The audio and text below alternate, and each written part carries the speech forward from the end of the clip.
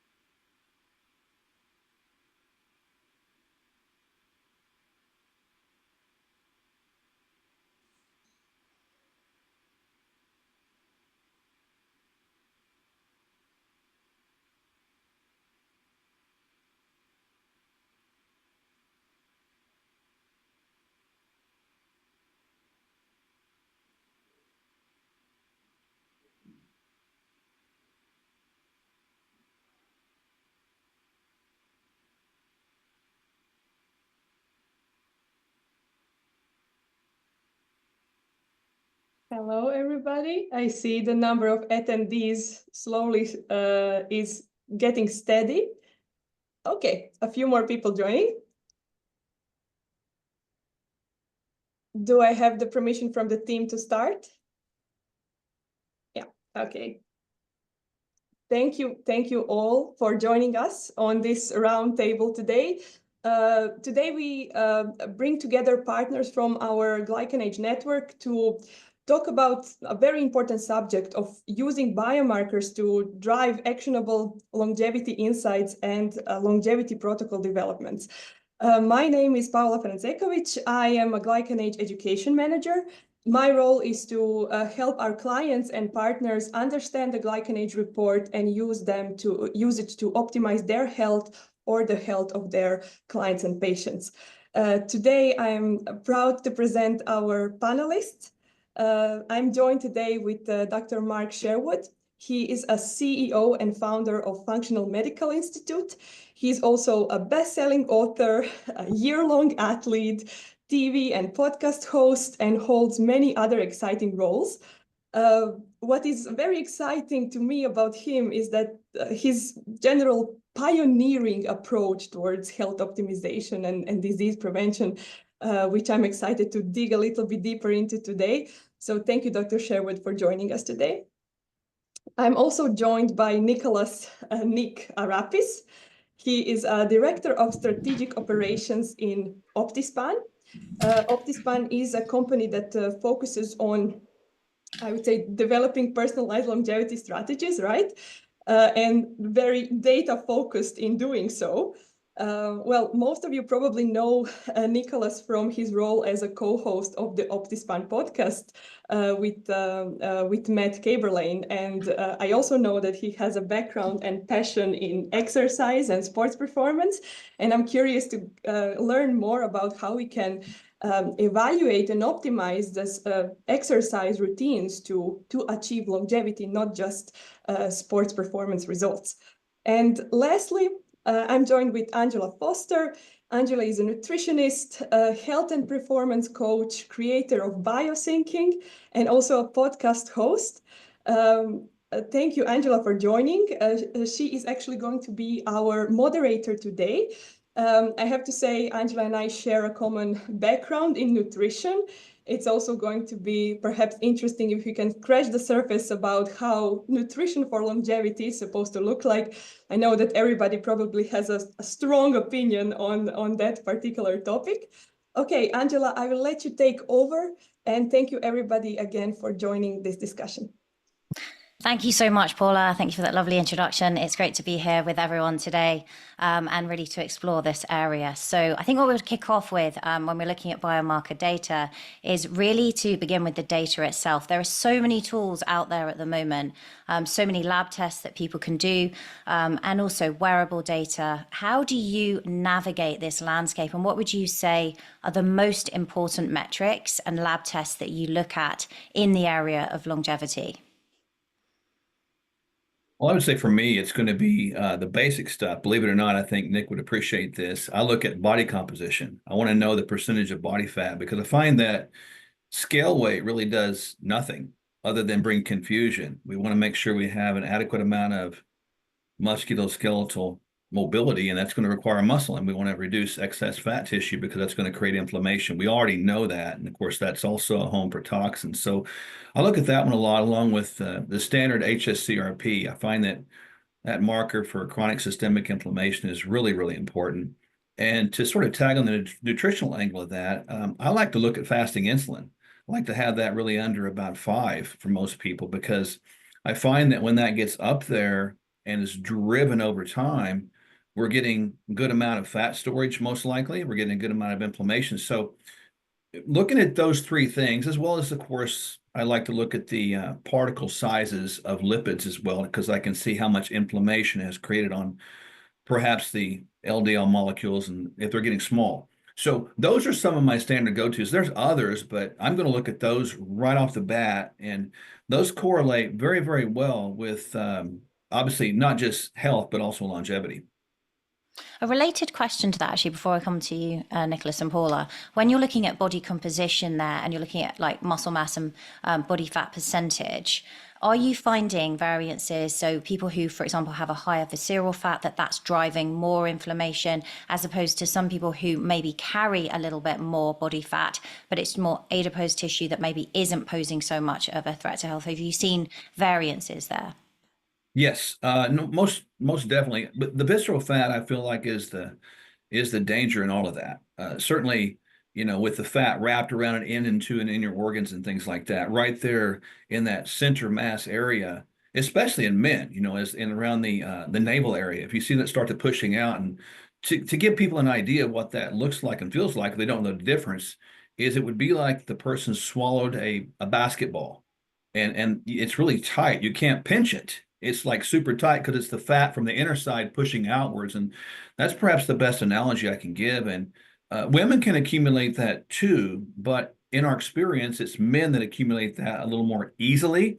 And that certainly correlates with, uh, you know, more poor biomarkers, I would say, across the board. Mhm. Yeah, and to add to that, I found there's definitely a correlation between, like, let's say we're looking at a DEXA scan, you get A to G ratio, so anoid to gynoid ratio, fat ratio, so sort of the hip to waist is the classic there. You have body fat percent, which is good for cosmetic and, the fat that you could see, and of course, visceral adipose tissue. Those three tend to correlate, but I've done enough DEXAs now where I've seen examples of people who have pretty high body fat percent, but zero visceral, and vice versa, where they're lower healthy body fat percent, but they have a high visceral. So they correlate, but it's not always a direct one-to-one. And in terms of your original question is, at OptiSpan we do quite a bit of measurements, of course, but you can kind of put them into two main categories, which is your functional biomarkers and then your metabolic molecular biomarkers. So again, this is my bias, but I live and love the more functional biomarker world. So my sort of top three would be VO2 max, DEXA scans, and then grip strength slash gait speed. Kind of put those two together, mostly grip strength. And again, each one of those you could double click on, and I could spend too much time talking about things I like about them. So one example for VO2 max is, our clients, we want them to be, assuming they're normal health or no existing conditions, we want them to be in the top quartile, so top 25% for their age and gender. And then you learn a lot. So like on our machine, we learn something called heart rate recovery in 1 minute. So that's after you stop the test. Let's say, Angela, we did a VO2 max and got your heart rate up to 190. After 1 minute of stopping the test, how quickly does your heart rate return to normal? So if you go 30 or more beats down, I would consider that a really healthy heart. So my boss, Matt Caberline, he described aging once on a podcast as the body's ability to return to homeostasis. So how quickly, once something gets perturbed, can you return? So if I get a cut on my face versus my son's going to heal a lot quicker than I will. That cut will go away on him before it goes away on me. So There's a lot you can pull and learn from these things, such as your heart's ability to return to homeostasis. Adding to this topic, while talking with a lot of partners, I see lots of different protocols and lots of different kind of baseline measurements being used. The most successful ones so far are kind of, again, focusing on the basics, trying to evaluate this low-hanging fruit, I would say, maybe with a basic blood panel, and just to eliminate certain factors that could be decreased, increased. For example, a lot of people struggle with very low levels of vitamin D. And vitamin D is, as you may know, not only important for bone health, but it's also a pivotal in immune control and immune system optimization. So it will definitely be one of the parameters that could influence the biological age as well. So maybe evaluating the few key vitamins and minerals in this basic panel, and just evaluating a general liver and kidney function and potentially thyroid health, which seems to be a bigger and bigger issue, mostly in women these days. And just kind of getting the baseline overview of the patient, knowing where to kind of meet the patient in the middle. And I think one of the most also important factors is actually talking to the patient, which is you can really find out a lot, and you can really see if somebody is already a pioneer, in health optimization, and they just need a little priority focus adjustment or a little motivational push, or you can really see who is just starting to navigate this and maybe suffers from an unknown condition and needs a little bit more hand-holding. And this is where I find questionnaires to be quite valuable, and also not dismissing the mental and emotional part of well-being, which also kind of what I see works really good is if we have a team of multidisciplinary experts that can look at the health from many different angles and cover the psychological part, the exercise part, nutrition part, kind of at the same time. Yeah, for sure. Yeah, I totally agree. And I think the stress resiliency piece there is super important. It's definitely something I've seen in my practice. And I think that monitoring those metrics, so we look at, like Nicholas was saying, looking at heart rate, but also heart rate variability, and just seeing are people able to keep up with the demands. I'm curious a little bit around grip strength, because I know that's becoming something that more and more people are mentioning. And actually, like, is that being measured with a dynameter or through a sort of hang? Because I found that for many people, actually, it's sort of simpler to measure in response to their own body weight and an easier movement, particularly for some people, just they are getting a little bit in perimenopause and things like that. For women, they might get a little bit of wrist pain, and it can be harder. Nicholas, how are you measuring that? Are you doing that through a hanging off a bar, or? Yeah. The answer would be yes. So we do both. So I almost can split grip into three categories. So you have grip power. So that would be the dynameter, like you mentioned. So I'd like to see someone above 80 pounds for women, but above 100 pounds for men. Grip endurance. So that would be hanging on a bar, max hang. And, when someone hits 2 minutes, I'm like, okay, you're in the elite, you're the top 5% in category. Then again, we have breakdowns, from there. And the other one that people don't think a lot about is pinch strength. So again, you could even use like a 45 or 35 pound plate, pinch it, and then do a farmer's walk. So you have the pinch, you have the power, and you have endurance. Okay, so you're measuring it, yeah, in quite a few different ways. I think the next question then that is just sort of leads naturally into is, when you're looking at these various assessments, what are you noticing in how you bring that in line with someone's glycan age test? And are you seeing any correlations between the data that you're tracking on these biomarkers and the glycan age profile that they're getting? Yes, 100%. Because like when you get the HSCRP, I want that below 1. And when I see it below 1, I know that, generally speaking, any excessive inflammation is not present at that point. Believe it or not, I also look at omega-3 percentage very heavily. I like to get that one up there between 8 and 12. And of course, it does have a relationship with reducing inflammation, but I think it has a relationship even more with overall cellular health, or the ability of the cells to receive the nutrients to run on in the first place. So I'm giving people 3 to 5 grams of that on a routine basis, and not seeing any issues at all with blood thinning too much. But I see the ability of the body, as Nick said, to become more resilient, to bounce back and to that place where it's able to heal up appropriately, recover appropriately, and do what it's supposed to do, staying younger, older. I really think that's the mission here. And of course, with, as I mentioned earlier, when I see the just the basic things, as Paula said, getting the basic nutrition right, learning to control stress, getting your sleep right, and doing some kind of movement every day. I'm not talking over exercise, I'm talking just movement. Those basic things right there, they're not talked about enough. But when those things are mastered, when you master the basics, the advanced things become so much easier and so much more effective, as opposed to starting with the advanced thing, which a lot of people want to do. And I get that. But I'm always saying go back and master the basics, because even as an ex-professional athlete, you don't compete at a high level if you don't master the foundational basics. I completely agree. And just kind of trying to tie this in with the glycan age measurement, I definitely see a difference between somebody that covered the basics and is kind of moving towards more advanced stuff as a natural consequence of this, versus somebody that started with the advanced and didn't cover the bases. It would be definitely reflected in the glycan age results. And some people who kind of start with this, maybe focusing firstly on the supplement routine rather than focusing on the basis, can have a slight improvement in the glycan age, but without a comprehensive attack on the lifestyle, they would not achieve their full potential in immune system optimization and controlling the inflammatory responses. So I just wanted to add this, is that definitely I would say the difference is seen. And I have to agree with this omega-3, which are quite important for immune system function. I'm quite surprised by the dose that you are administering. Are you focusing on particularly the dose of EPA and DHA? Or Yeah. Yeah. Sorry Great for taking question. over, but I'm curious to know the answer. No, I think this is very important for everybody to kind of get.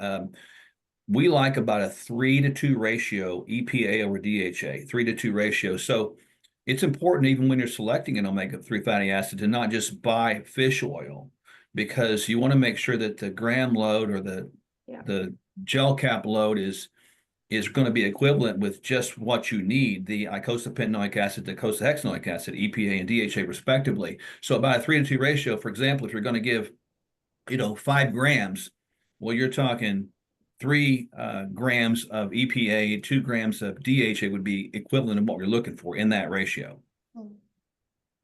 It's interesting what you say there, Mark, actually, because I think people often underestimate, right, the need for omega-3. And actually, when you look at DNA testing, for example, a lot of people have a kind of clinical need for that, at least at 2 grams, possibly up to 3 grams and above. And then if we're adding in all these other inflammatory processes with aging as well, it makes a lot of sense. Yeah, and just to echo that, we run a ton of genetic panels on everybody, and I'm not looking at just the biological markers, that relate to inflammation output, CRP, IL-6, 6, IL-1, et cetera. But I'm looking at also the performance and longevity in the future. And if you can use omega-3s appropriately in that context, you really can actually benefit them so much and set them on a plane for success, with not just the glycan result, but when they, and this is interesting, when they see the glycan result, like for example, when I first saw my 20 on there, it motivated me. It told me I was doing something right. And for a motivation standpoint, if you can gamify this and make it really fun for people, gamify the idea of life, imagine that. I think it really does have a powerful effect on their psyche and their ability to stay engaged. Wow, Yeah, I I really absolutely love agree. this idea of gamifying it. It's interesting that you say that you were motivated by seeing the age of 20. Typically, people say, "Oh, I'm good. That's it." No, I think, and this is probably jumping ahead, but I think Nick, Angela, and Paula, you would agree that you never want to rest in the laurels of achievement in life. Life is pardon the immature way I describe it, but it's like a 3D acid trip, not knowing where you're going. It's really that confusing sometimes. And because of that, you have to take one day at a time and do the best you can. And at the end of the day, evaluate how you did. And if you wake up tomorrow do it again and try to make today better than yesterday and make your best better every day. And so, I want to represent that with all that I do and all that we stand for. And I think that's important for all of us is in this field. You want to live it out and be that example. And that means we need to be the persons that do it better. So for me, that certainly keeps me going. Yeah, I Yeah. love that. I think the gamification of it is a fun thing because I think lots of people can feel quite nervous about doing it, but actually one of the things I've noticed is, it's very modifiable. And I think within sort of 3 months to 6 months, you can see a change. And if you can treat it like a game and just go, how many things can I get right to improve on my next test? That's so much better because you really are taking charge of your health. Thank you for that. Sorry, Nicholas, I think you were going to dive in with Oh, yeah. something. This is from earlier on in the question, but we talked about the basics. I just kind of want to put some language around to see if we all have the same basics. So we call them the 4 pillars at OptiSpan. So eat, sleep, move, connect. So your diet, exercise, sleep, mental health and connection. And then there's the fifth sort of bonus one, which is pharmaceutical supplements. That's sort of like junk drawer of everything else. And then one thing, just sort of a half-baked thought I'd love to get your guys' opinion on is, we talked about going from, beginner to advanced eventually, right? So you have your pillars, your foundation, you use that, improve there to go to the next level. I've been thinking a lot about the hallmarks of metabolic syndrome, and I feel like they're surprisingly not touched on as much as they should. And that's almost like a good litmus test of if you have no hallmarks. And again, just real quick, they're high triglycerides, high blood pressure, low HDL, a high waist circumference, and elevated glucose. That's almost like, to my mind, that's a good starting point to see when you're ready to go from beginning to advanced. And I would love to get your guys' opinion on that. Yeah, Nick, I think that's a beautiful way to kind of put that in proper context to where we are right now. I think, we would probably all agree that the world as a whole is not getting more healthy. We would probably agree that the world as a whole is getting more unhealthy, and that's not okay. And that tells me as a clinician that we need to do something better, that we're missing that very thing you talked about. And we don't need to have high triglycerides. We don't need to have excess adiposity. We don't need to have excess visceral fat for sure. And I was talking to someone just today earlier that we need to create a new normal, if you will, that sounds something like this. I'm going to make Nick and Angela and Paula excess visceral fat gain resistant. And when you think about it like that, and if that was a norm, we would also see our biological aging processes probably be more normalized as well versus sped up inappropriately as they currently are. Oh, yeah, I agree. I completely agree. And I cannot help but remember how, well, actually, what you said, Dr. Sherwood, inspired me to think about the community effect, right? Were you going in that direction? Because I see that health, in the same way as a certain other disease, like a viral or a bacterial disease, can also span throughout the community. And I actually have, me personally, I have an exercise group of people, and we motivate each other to be very consistent in our exercise protocols. And we also started to do some competitions, and we call ourselves like a health cluster. And we notice on a daily basis how our healthy habits are actually transmitted. Other people catch it as a consequence of just being around our cluster.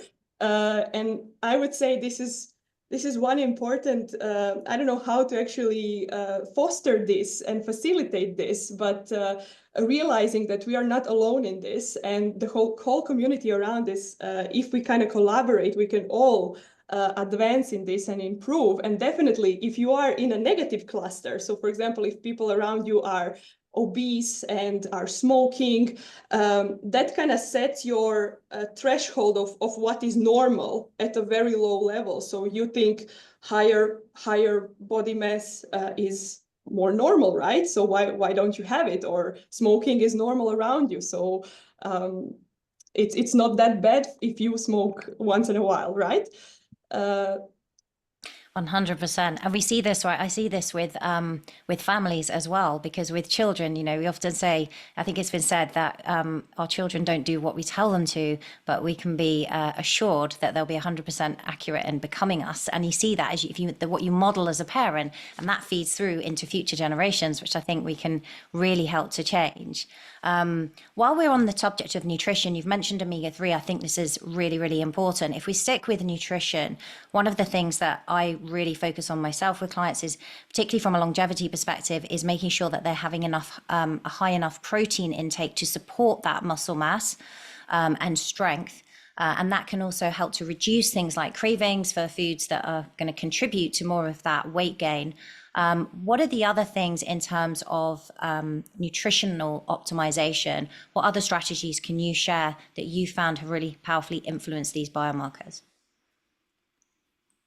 I think for us, it depends on the individual person. You know, you got to look at the uniqueness of the individual. Like, are they a competitive athlete in their 20s, teens, or are they maybe in their 60s? You know, like here I said, I can't even believe I said that. It's 60s. What is that, right?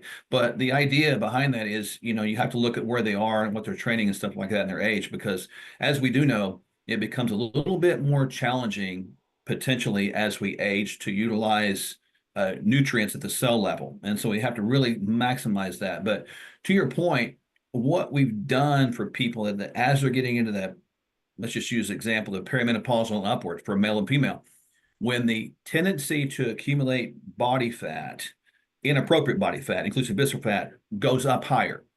What strategies have we done that's worked really 100% of the time? And we've used the protein category with that, Angela, all the time. So we've used the same line you just used. We have to maintain muscle mass because muscle mass maintains mobility. Mobility maintains life.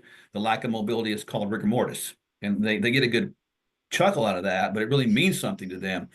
But we also talk about the phytonutrients they need. So we just typically tell them to consume plants as well with your protein that are in their natural packaging and form. The natural packaging and form as opposed to the processed form. You know, there's no boxes growing in trees.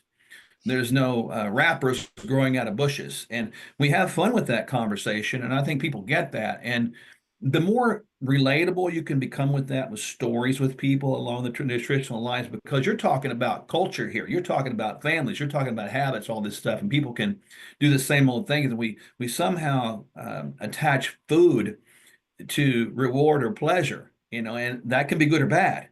And so you've got to be able to break down those barriers, and we try to use it with those stories like that, and most people get that and have a good success with it.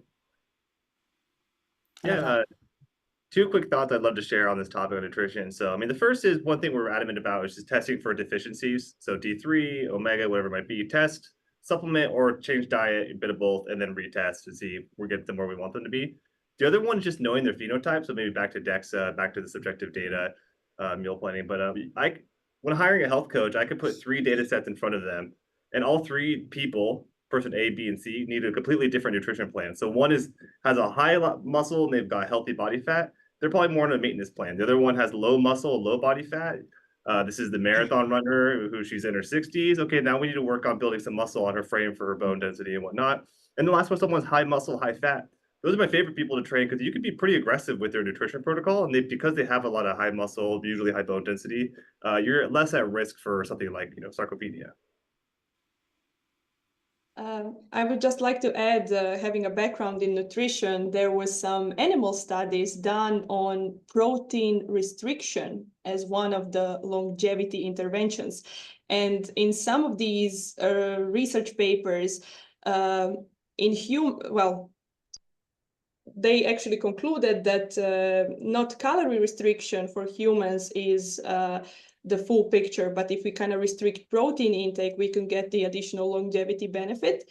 This is mostly done on animal models, but it definitely kind of puts the wrench in the whole story of increased protein intake, right, for longevity. I'm just curious to know what your thoughts on that are, and is there potential side effect of increasing protein at the older age? I think so. There's 2 things we're talking about. I want to get real kind of scientific / cool with it. You know, you're talking about the mTOR mammalian target rapamycin pathway activation, which is activated by multiple things, including amino acids, which are found in proteins. So that is that growth pathway. And there's also a pathway that's called autophagy and, of course, mitophagy. And that's activated by, you know, fasted cardio and caloric restriction or fasting in general. I think there's a good balance between both. You know, I think probably there's a lot of data out there, and I've seen that before with the idea that, you know, starvation is the thing that has been proven to extend lifespan, right? And the body goes in these recycling modes. So I'm not really a fan for the most part, for most people, to Nick's point, we're all different. I'm not really a fan of the eating all the time stuff at certain points of age as we age, because it does activate that building pathway perhaps too much. And the analogy I've given for people to understand that, it's like taking an older house and continuing to put a new paint job on it, new shingles on it, without fixing the plumbing. And over the course of time, the plumbing is going to go out, causing the house to fail. I mean, it's probably not the best analogy, but people get that idea. And so we need to make sure we're cleaning out the house by the autophagy, mitophagy process, by mixing in sometime intermittent fasting, and perhaps in some people, a little more elongated fasting periodically, with being aware of this. And obviously, we use a ton of you know, peptides and things like that to help us with that process. But that's kind of the way we kind of balance that. Yeah, I completely agree with what Mark said. And in my mind, this is why you have to always keep health span and lifespan in top of mind, because it's a trade-off thing. Like, sure, you might potentially get more lifespan by protein restricting, but your health span is going to go down the drain. And if someone was adamant, like, I want to do protein restriction, then I would say to that person, like, based off what I've seen in the data, again, my boss might, say otherwise, is probably better middle of life to do protein restriction, and then as you get older, to increase the protein as you become less sensitive to the path, protein synthesis. So if someone was adamant, that's the one route I would sort of recommend, is kind of like have it switch it as you age. So experimenting while we're young, while we don't have this anabolic resilience, right? Is that the right term for it? And then later on, introducing more protein. This is kind of how we would achieve this balance. And it's interesting, for example, working with some glycan age clients, I have noticed a trend of too much mTOR inhibition. They hear about mTOR inhibition and they think, okay, this is my solution. Let's target it with everything. So they introduce prolonged fasting at the same time. They introduce rapamycin, fasted cardio as well, and other efforts to suppress the mTOR. And in these cases, there needs to be a balance. Of course, I agree with this. And in most of these cases where this is not controlled well, and there are multiple sources of mTOR inhibition, we see an overall elevation of the biological age, which kind of makes sense while we're looking at the glycans, because people become more susceptible to actually developing viral and bacterial infections, right? Because the mTOR pathway is inhibited, and the biological age goes up as a consequence. So I agree that there definitely needs to be a balance, and everything has its own time and place. We also see that times of calorie restriction can help activate some autophagy if it's balanced well. It causes a beneficial effect as a consequence. But it's kind of very interesting to see how these new scientific findings get translated into actionability and into these biohackers' minds in a completely exaggerated way. Yeah, there's a kind of theory that more is better, and then they just add in all these extra hormetic stressors, which actually is causing that inflammation. I guess while we're just sort of finishing then on nutrition, which is, has been a trend for some time, is the carnivore diet. Previously, like the keto diet was making waves a lot more.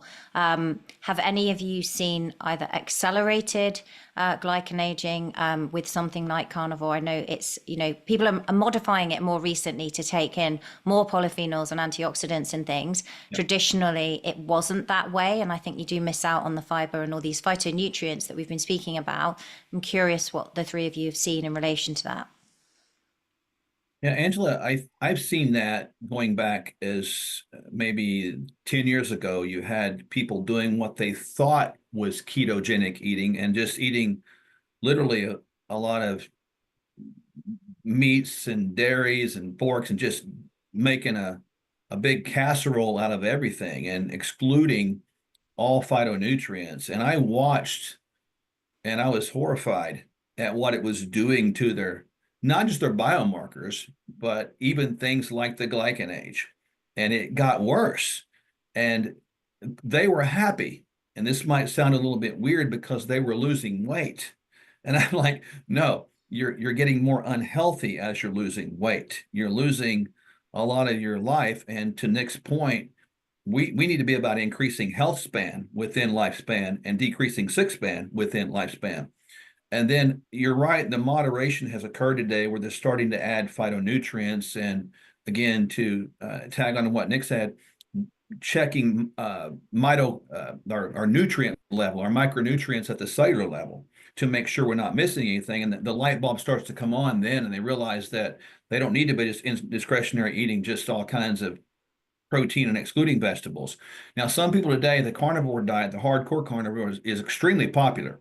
It's coming along, and I'm not to the point, I understand where they're coming from, but I just can't get to the point where we don't need to consume some phytonutrients because I've not seen that line up yet. And I've not seen everything in my life, but I've not seen it line up yet with adequacy of all of the micronutrients at the cell level.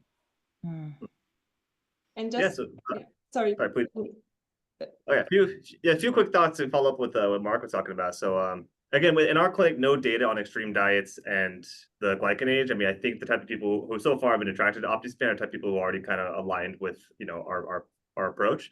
And of course, anything is better than standard American diet. So all these sort of health deltas people are getting is probably just because they're going from SAD to less SAD. And then the last thing is just like how in music, how rock and roll becomes more metal over time and more extreme. I think there's something happening where I'm now old enough where I remember like the people who were super into paleo got super into keto, and then they're super into carnivore. And the same people, in my opinion, from what I've seen, are becoming more and more extreme. And so that's kind of the trend. I don't know if you guys have noticed as well, but yeah.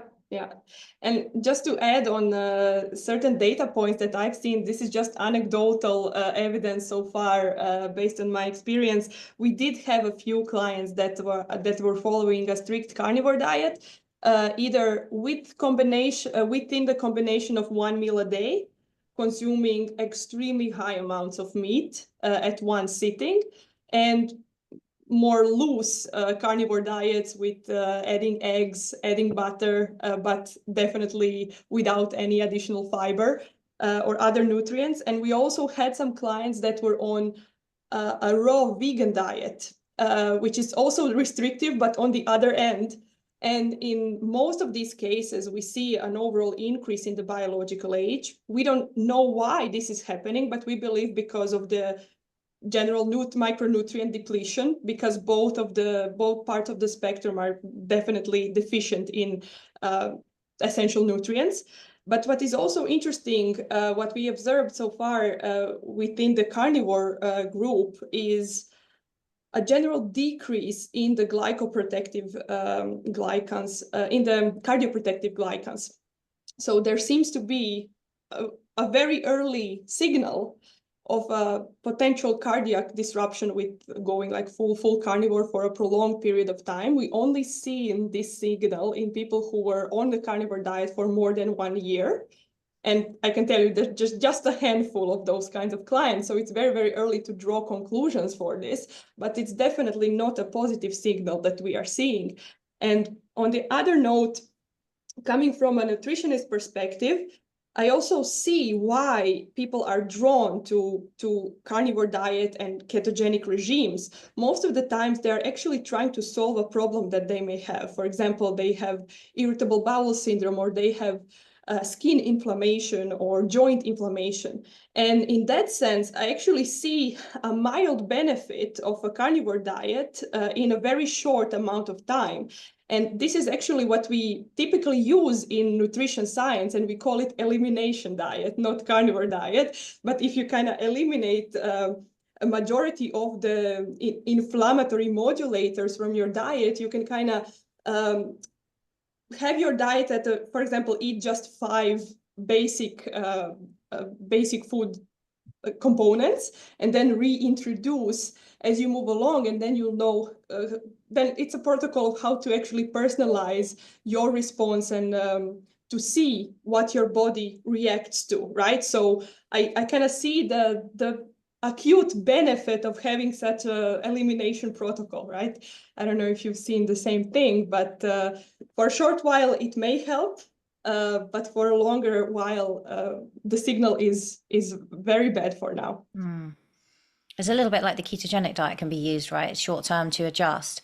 I think the other thing is what's interesting is when people are following trends is to think about the quality of what you're doing, because when you follow one of those super kind of narrow focuses, you're going to magnify whatever is in that area. So for example, if you're not having grass-fed, pasture-raised organic meat and you're having supermarket, you're having probably quite a big antibiotic dose. Similarly, when people go and juice, if you're not having organic juicing, all of a sudden, instead of eating maybe 1-2 carrots or celery sticks or whatever it is, suddenly you're just having this massive dose of pesticides going into the body. And I think that's something that's often overlooked as well.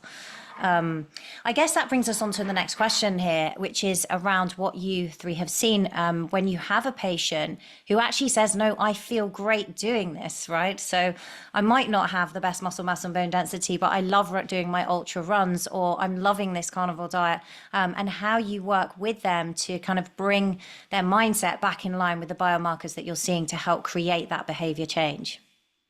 We see this a lot, and I think that the point about the extreme marathoner, we see that a little bit, as Nick pointed out, the sarcopenic person who's lost a lot of muscle and has a high amount of fat, even though they don't weigh very much. What we do with them as a general rule is try to get into their space and talk about what else is part of their life. Husband, wife, kids, grandkids, talk about the emotional side of it, the intellectual side of it, even the spiritual side of it.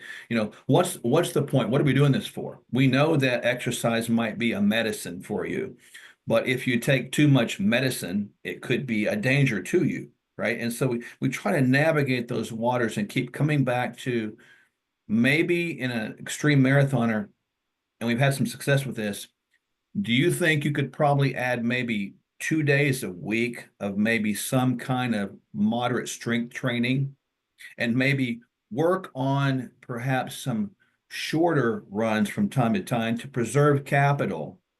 And, I'm using the little bit of wordplay with them, to preserve capital so you can run longer more often in life. So we kind of spin it to make it more of a longevity discussion and more of a increasing health span discussion without negating their joy, or perhaps talking, negatively about what they like to do that may not be positively affecting their health.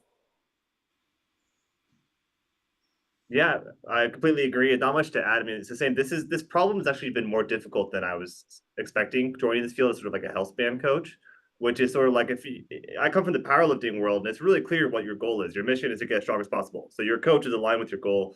Here, there's a lot of different routes that you could go to optimizing your health span. So as long as people are kind of within that scaffolding that is, our OptiSpan framework or whatever your guys' framework is, I think it's okay. It's just, what do you do when someone is really persistent on being outside of that scaffolding? It's no longer aligned with the primary goal of optimizing their health span. That is what Mark said, is trying to do the coaching and as best you can get them to be more aligned with that mission that they signed up for. Yeah, and tying this in with glycanage, actually with glycanage you can clearly see the signals of overtraining and overreaching. So for example, recently I had a conversation with 2 athletes that I did a comparison between their results, and it was quite apparent that both of them were in the, potentially in the overtraining stage already. So I communicated, well, my goal was to kind of advise them to reduce the exercise load, or maybe switch to an exercise that is they can become less prone to over exercising and overreaching. And they said, no, we are not going to be able to do that. How do we improve our biological age while still keeping the same lifestyle?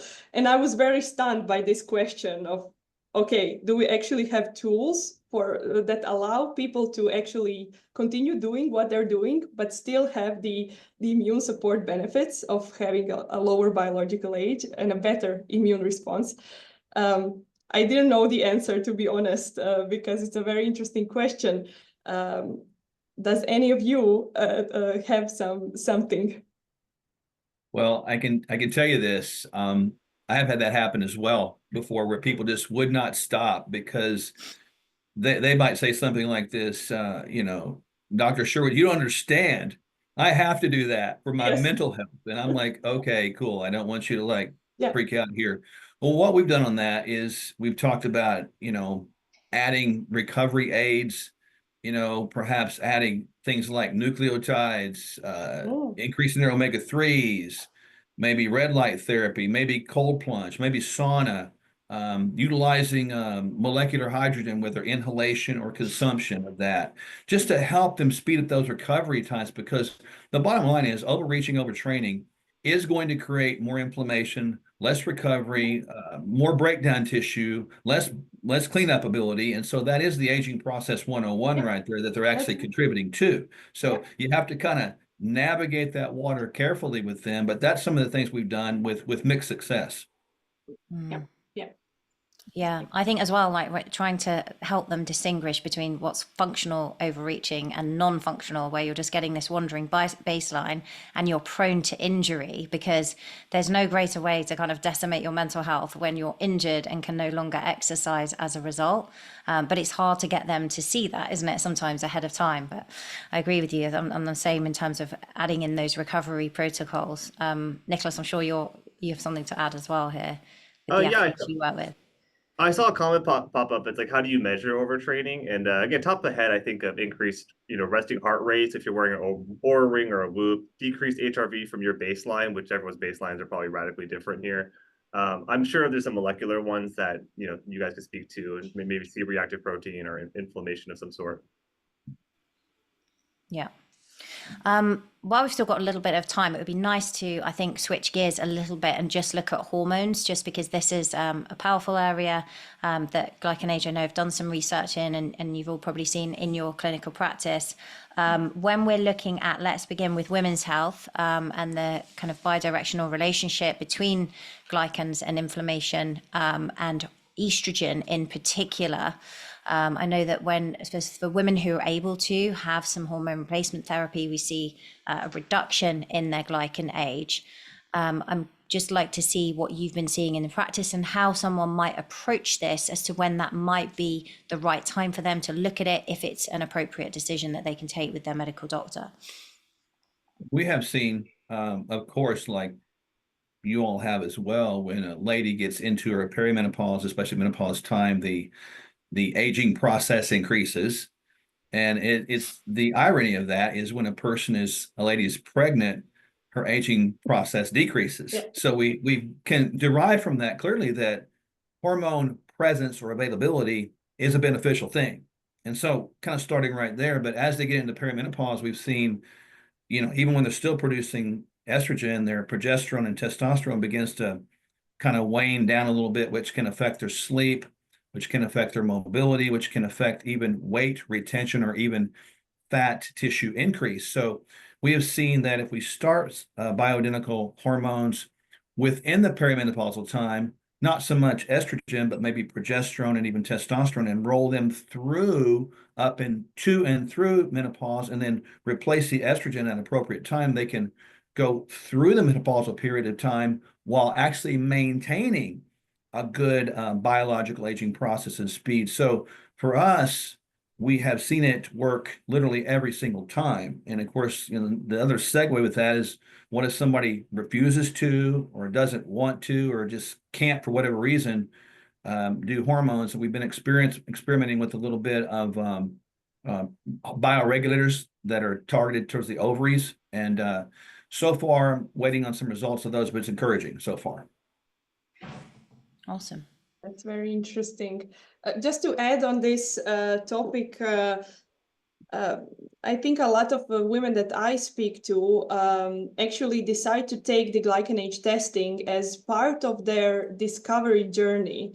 They, for example, they don't feel like themselves anymore. They've noticed that food that they used to eat doesn't respond well with them anymore. They notice that they cannot handle the stress load anymore. Something is different. And when they seek for kind of a classical medical support, most of the time, and I think this is actually a statistics, women get prescribed anti-anxiety medication first. And on average in Europe, it takes them around 7 years to get a diagnosis, an indication of perimenopause change, which is a striking statistic. And in this journey, because they don't feel themselves anymore, they take the glycan age testing, and we are able to detect this rapid aging because of the higher accumulation of this low-grade chronic inflammation, which on average results in a 6 to 7 years increase in the biological age in this perimenopausal state. And it's so interesting to talk to these women because they finally, with glycan age, they get the first indication that they were not crazy, that something is actually happening. They kind of, I think they are the best biohackers because they have to be in this day and age to kind of take responsibility over their health. And when they find the appropriate medical professional that knows these things, and they can work with them and start them on a low dose progesterone at the beginning, testosterone and estradiol later on, basically we are able to control their symptoms, but also control their aging process in a better way. And we typically see a decrease in the biological age with bioidentical hormones or other hormone replacement therapies. But also it's very interesting to think about women that are not good candidates for hormone replacement therapies and what to do in these states. I don't have a concrete answer for this, but what we notice is also a metabolic disruption and microbiome disruption, right, which comes as a consequence of decreased estradiol levels. So targeting this and putting them on a muscle strength training, right, resistance training, and also trying to find ways to optimize their diet and particularly their estrobolome could be good ways to kind of provide this extra support and provide some of the muscle skeletal functions that estradiol used to have, and going into that direction. But these bioregulators that you mentioned are quite interesting, and I'm curious where this leads in the future. I will keep you posted for sure. Obviously, I think there's potential there because the bioregulators are going to bind to the DNA and cause the DNA to express itself by making proteins, which is kind of the design. So I think the jury's out on them, but I think there's potential. I think Arno has put in the chat, I'm missing the link between the general recommendations and the glycan age test. I think what we're seeing here is that supporting hormone levels often results in a reversal of that. So without any support, we see an increase in biological age, but then when support is given at the appropriate doses for that patient, we see a reversal. So it's definitely something that can be moved appropriately. I think it would be helpful before we look at stress as a last point, which we sort of briefly touched on as we've gone through things like fasting, is just to look at the impact for men and testosterone therapy as well, and how that's impacting biological aging. We have seen, much like estradiol in women, that testosterone in men has caused a reversal or a lowering of the biological aging process. I think studies have confirmed that over time that men that have more testosterone longer live longer. Now, again, does that mean living well or not? I think that's up for debate as well, but we know it does work. And to that point, I think there is a relationship with estradiol in men, because when testosterone sort of goes downhill and converts into that estradiol, we've seen men that suppress the estradiol with estrogen blockers or estrogen suppressant medications, such as anastrozole, we've seen their biological age worsen, even though they had higher testosterone. So we prefer to let the estradiol run out, if you will, and express itself through that downstream metabolism process in a good way. And by doing that, we've seen great benefit in that, just like with ladies. Mm. Yeah, I have to agree. And our studies also confirm that it is actually the extra estrogen that gets converted from extra testosterone in men that does the difference in controlling the production of the beneficial glycans and ultimately reduces the biological age. And when the aromatase inhibitors are implemented, we don't see that beneficial effect. So we are definitely aligned on this. Super interesting. One of the other questions that's come in here in the Q&A is to touch on the impact of chronic stress. I think we've looked at the results of too much fasting or hormetic stress. We've also looked at the impact of too much exercise, for example. But thinking here now about day-to-day stress, work stress, for example, many people, both men and women, but women seem to carry a lot of the emotional load in their 40s and 50s, are part of the kind of sandwich generation of aging parents and looking after children. I've seen chronic stress can impact glycan age. It can impact the things that we've been talking about as well in terms of like visceral fat accumulation because of the way cortisol kind of relates to like increase in belly fat, but also its impacts on things like insulin sensitivity. What other things have you noticed in terms of chronic stress and how we can help people? The world is becoming faster and faster to reduce it. I think this might help people. I've used this a lot, and I believe, and just people open your minds a little bit with this one. I believe stress is misdefined inappropriately as a noun. I actually believe it's a verb. Here's why. Because you can't define stress as a certain person, place, or thing. But if you look at it as a verb, it might be defined as this, and this gives people control. Stress is an action we take or decision we make based upon a perception of something that's expected or unexpected that happens in our lives.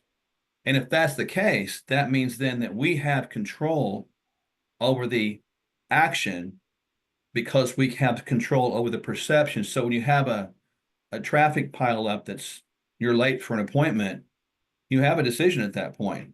We could say that's a stressor, but the decision really rests in us. We can decide maybe that's a time where I need to turn the music off and just be quiet. Maybe one of those delays is a good thing. Or I get angry and start hitting the steering wheel and create a lot of cortisol drive. So that's just been something we've used around here a lot. It seems to be pretty helpful for people to be able to reframe that from a noun to a verb. And I wish there was more people that did that, quite frankly. So my hope is that it'll help people listening today. Yeah, I would like to kind of continue that sort of thought, which is like the quote is like, it's not things that upset us, but our perception of things, right? And so the idea of someone cuts me off in traffic and I'm sitting there steaming and I'm upset about it. My cortisol's high. They're listening to music and they're happy and they forgot all about me. And so it's this weird thing of like, I'm taking poison, hoping it hurts them. The other thing I wanted to talk about real quick related to this is the dichotomy of control, right? So at a really high level, you can put everything into two buckets: things you can control and things you can't control. And so one quick example related to everything we're talking about is I have an ApoE allele, so I have a 20% increased risk of Alzheimer's and dementia. I can't control that, but I'm also in the top 2.5% for VO2 max, which is a 400% decreased risk of hazard ratio versus the bottom 25%. So the thing I can't control is 20%. The thing I can control is 400%. It's like all my energy is going to go here. So. And Nick, I'm curious, how do you actually measure? Do you have ways of measuring chronic stress exposure in OptiSpan? We have actually recently been trying the spit test, the saliva, for cortisol. And again, like I don't want to speak too strong about all these things because we're just getting enough data points to be able to paint a picture. But so far, that's one of our main things we're using to look into stress. And do you use some psychological questionnaires? We do, yeah. So again, like everything Mark was talking to makes me think of CBT, so cognitive behavioral therapy. Again, as of now, we don't have any trained psychologists on the team, but that's something that I think this field could benefit more from. Mm. That would be the connect pillar, right? So eat, sleep, move, connect. That everything we're talking about in my mind, I've put into that bucket, which I needs love that. Yeah. Field wide. I think needs more emphasis and more attention to it. Yeah. There's another question here around the gender differences that you've seen in the effect on lifespan of fasting / starvation or caloric restriction. I haven't really seen or looked at recently data on that, but I know that as a general rule, women live longer than men. I know the oldest person that's ever been clocked alive is 122, and I last checked maybe a couple weeks back, I think there's someone that's 118 right now. So, and both of them are ladies. So there's something about that, I suppose, in the whole providence of it all, that we have to have reproduction to maintain life. So that's why ladies have to be around longer than men, I suppose, right? But I do think that there is a balance there between caloric restriction, fasting, and all this stuff. And I do think it needs to be very personalized. I want to emphasize that again, because a lot of people in the world today, to tag on to what all of us have said, they tend to be extremist in things. You know, they tend to think if this works, I want to do more. But more is not always best. And the way I think, I tend to fall into that trap if I'm not careful. So I have to hold myself back from time to time, you know, just being raw there. But I think that there is some benefit out there to fasting for everybody. And I think there's some benefit to intermittent fasting for everybody. I just think we need to find the window and test appropriately and individualize and personalize that. It seems to be multifactorial. Again, kind of on why women live longer. Just to touch on that real quick. I mean, obviously, I think one of its body size, men tend to be heavier, and body size correlates with aging. Men engage in riskier, activities, and they tend to take riskier jobs. And then also estrogen may be protective. So those are the three things that come to mind. This doesn't really answer your question, but I just kind of wanted to add that to the conversation. Yeah, I don't have anything to add. You don't have anything to add? Okay. There's a last question here before we kind of close, just around thoughts on oxytocin to help reduce the effects of stress. I mean, it's really interesting when you look, I think obviously this is driven at exogenous oxytocin, but I think oxytocin release, we're living in like a hyper connected world, but we've never been more lonely and more cut off and detached. And, there's some kind of, I guess, relatively like, I don't know if it's strong or weak, but evidence around the fact that even giving a hug, right, to someone that lasts a little bit longer, 10 to 20 seconds, will help to release oxytocin, stroking your pet, being more connected, coming away from the phones and just having that human contact, loving yourself more, thinking about how you're talking to yourself. Those are all kind of, I guess, natural strategies, but have you used oxytocin at all in your practices? Yeah, we have actually. We've used it through oral capsules and compounded formulas before. I'm not a fan of the vaping of oxytocin, although people do that. I'm just not comfortable doing that. I think for us, I would echo what you said, Angela. More than just taking and using oxytocin, I think it might be something like this: give some oxytocin to somebody by giving them some hope. I wear these little wristbands I give out, and they say hope dealer. So we need to become hope dealers every day in our lives. And perhaps it's a good encouragement for everybody, go give somebody a hug, do something nice for somebody, tell them you appreciate them. And sometimes it's just that little connection that gets them the joy that they feel connected to something, to someone, and feel valued. And I think that's the key there with the oxytocin question. Yeah, I have to agree. And I, to be honest, I didn't even know that you can administer oxytocin as one part of the treatment. But what I can say is that I've seen people that have found their life purpose and they're really enjoying life. I've seen it reflect in their glycan age, definitely. And for example, I will never forget one client conversation. So it was a client in her 50s and with a biological age in early 20s. And I said, well, tell me, what is your secret? And she said, I rave. She goes to these dance parties and just enjoys life as a kind of the primary health therapy. And I cannot tell you how many DJs and people who just dance as a profession and listen to music have extremely beneficial biological age. So there definitely is something to this. Such a mood lifter. Really quick question, because I know we're ready to close, but it's come up in both windows, is what about testosterone replacement therapy post-menopause? You talked about administering hormone therapy during that transitional period. What about for women who are watching this and maybe didn't have that opportunity at the time? And what are your thoughts around testosterone and also other hormone therapy post-menopause?